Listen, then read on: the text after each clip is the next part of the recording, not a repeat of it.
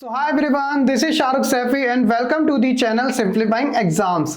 So बच्चों, अब तक तो हम जो कंज्यूमर है और जो प्रोड्यूसर है उसके बीच का रिलेशन, कॉपरा एक्ट या फिर वो कंज्यूमर मूवमेंट्स हो या फिर जो कंज्यूमर की रिस्पॉन्सिबिलिटी और उसको जो राइट्स प्रोवाइड कराया गया, उन सभी चीज़ों के बारे में हमने स्टेप बाय स्टेप करके सब अच्छे से समझ लिया। तो आज की ये जो वीडियो है हम इसके अंदर बात करेंगे उन प्रोडक्ट के बारे में जिसके ऊपर कुछ इंपॉर्टेंट मार्क होते हैं, यानी कि कुछ लोगो होते हैं जिससे कि लोगों को ये सेटिस्फेक्शन मिलती है कि ये जो प्रोडक्ट है XYZ जो मर्जी वो गुड क्वालिटी का है, स्टैंडर्ड टाइप का है। तो वो है हमारे इंपॉर्टेंट टर्म्स के अंदर। सो चलिए फिर बिना किसी देरी के साथ आज की इस क्लास को हम शुरू कर लेते हैं।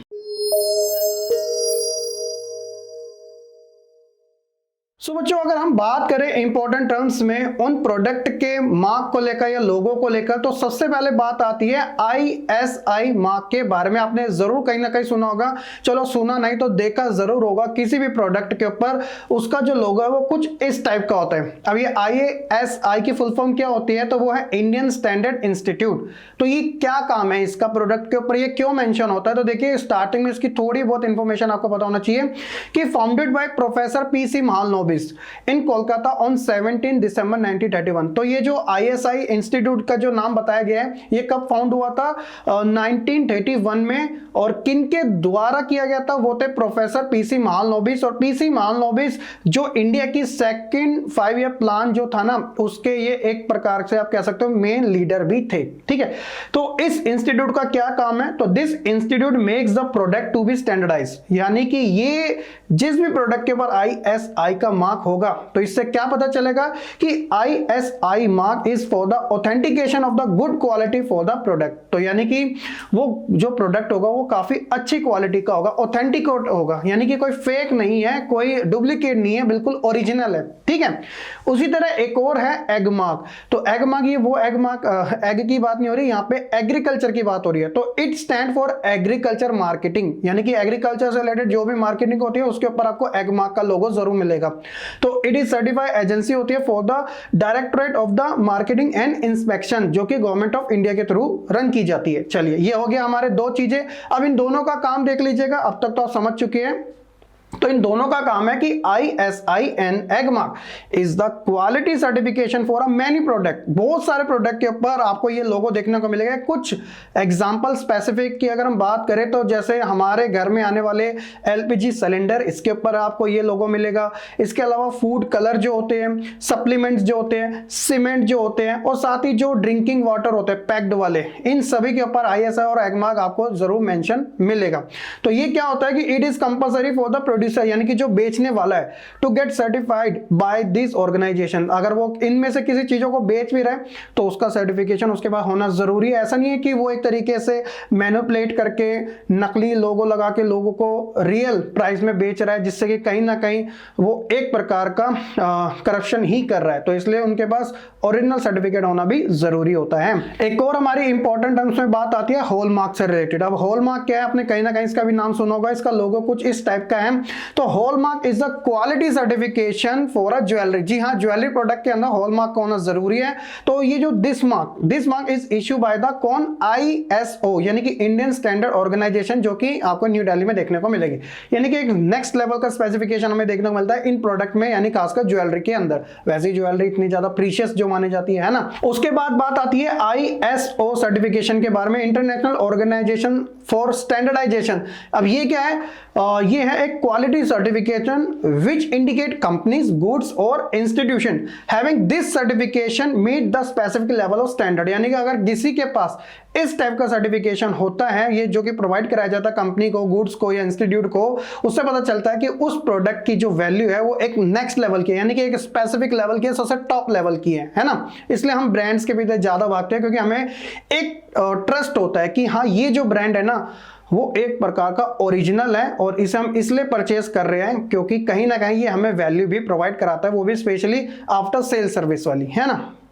तो अगर हम ISO सर्टिफिकेशन, जो फुल फॉर्म हमने बात करी, इसका हेडक्वार्टर भी है जो कि जिनेवा में आपको देखने को मिलेगा, और ये स्टैब्लिश हुआ था 1947 में। जिनेवा बच्चों स्विट्जरलैंड के अंदर है। सो ये थे हमारे कुछ इंपॉर्टेंट टर्म्स रिलेटेड, चाहे वो ISI हो या फिर ISO हो, हॉलमार्क हो या फिर एगमार्क हो।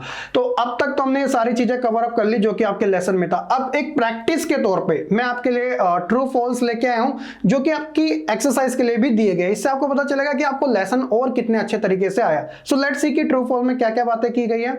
तो यहां पर आप देख सकते हो टोटल 7 ट्रू एंड फॉल्स है, उसी में से आइडेंटिफाई करना है कितने ट्रू और कितने फॉल्स। तो सबसे पहला आता है कि कॉपरा यानी कि कंज्यूमर प्रोटेक्शन एक्ट जो अप्लाई है वो सिर्फ गुड्स के ऊपर होता है। अगर आपने चैप्टर पढ़ा होगा तो आप कभी भी इसको यस नहीं करोगे, आप फॉल्स कर दोगे। क्यों कर दोगे? आपके पास का एक वैलिड रीजन भी है कि जो कॉपरा एक्ट है वो सिर्फ गुड्स पे नहीं बल्कि वो सर्विसेज के ऊपर भी एप्लीकेबल है। सो दैट इज व्हाई ये जो स्टेटमेंट है वो क्या आ जाती है? रॉन्ग, यानी कि फॉल्स। उसके अलावा दूसरा है कि India is one of the many country in the world which has exclusive court for the consumer redressal. तो बाहरी देशों के अलावा भारत के पास भी एक स्पेसिफिक कंज्यूमर कोर्ट है जिसमें कंज्यूमर की बात रखी जाती है। क्या ये स्टेटमेंट ठीक है या गलत है? तो ये स्टेटमेंट एब्सोल्युटली ट्रू है। एक्ट बनने के बाद यही तो हुआ था। आज के समय हमें कंज्यूमर कोर्ट देखने को मिलता है। अगर आपके साथ किसी भी टाइप की अनफेयर एक्टिविटी होती है तो आप क्या करते हो? कंज्यूमर कोर्ट जाते हो। इसके अलावा तो ये ट्रू हो जाता है। इसके अलावा when a consumer feel that he has been exploited, यानी कि जब कंज्यूमर को, उपभोक्ता को ऐसा फील हो कि उसका शोषण किया गया, एक्सप्लॉइट किया गया, तो he must file a case in the district consumer court. क्या उसे केस करना चाहिए? कहां पे? डिस्ट्रिक्ट कंज्यूमर कोर्ट में। तो बिल्कुल ऑब्वियसली करना चाहिए। तो ये जो स्टेटमेंट है ये बिल्कुल ट्रू जा रही है क्योंकि वो उसे अपनी आवाज उठानी है, उसके साथ कोई इलीगल एक्टिविटी हुई है, उसके इसी कारण वो इस चीजों को कर रहा है। It is worthwhile to move to consumer court only if the damages transacted are the high value. अगर आपको लगे कि आपके साथ कोई भी इसी प्रकार की अनफेयर एक्टिविटी हुई है तो क्या आप तभी ही कंज्यूमर कोर्ट में फाइल केस कर सकते हो। तो ये बिल्कुल ठीक है स्टेटमेंट, तो आप कर सकते हो। ऐसा नहीं कि आप मन मर्जी से चले जाओ, आपके पास कोई वैलिड रीजन नहीं भी है। Hallmark is the certification maintain for a standardisation of jewellery. तो अभी हमने हॉलमार्क के बारे में पढ़ ही लिया था। तो एक प्रकार का स्टैंडर्डाइजेशन सर्टिफिकेट ही होता है जो कि ज्वेलरी की कैटेगरी में ही हमें देखने को मिलता है। ये स्टेटमेंट भी ट्रू हो जाती है। इसके बाद है the consumer redressal process is a very simple and quick. तो ये सिंपल एंड क्विक नहीं है क्योंकि यहाँ पे बात होती है एक तरीके की एविडेंस को लेकर, है ना। लोगों की वैल्यू क्या है वो बाद में रखी जाती है।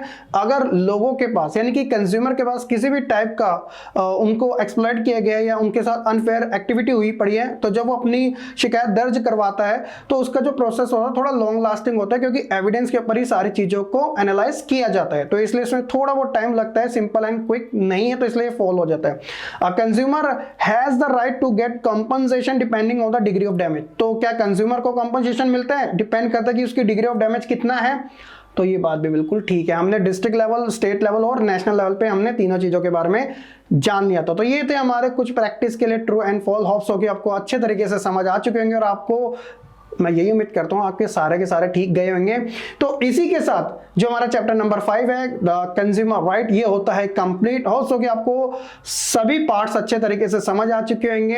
अगर आपको ये वीडियो पसंद आती है तो वीडियो को लाइक, कमेंट, शेयर करने के साथ चैनल को सब्सक्राइब करना बिल्कुल ना भूलेगा और बेल आइकन को जरूर प्रेस कर दीजिएगा ताकि आपके पास जो भी वीडियो अपलोड होती है उसकी लेटेस्ट जो नोटिफिकेशन है आपको सबसे पहले रिसीव हो सके। तो मिलेंगे फिर हम अपने एक नए चैप्टर के साथ। तब तक के लिए सही बच्चे खुश रहें, पढ़ते रहें और ऐसे ही आगे बढ़ते रहें।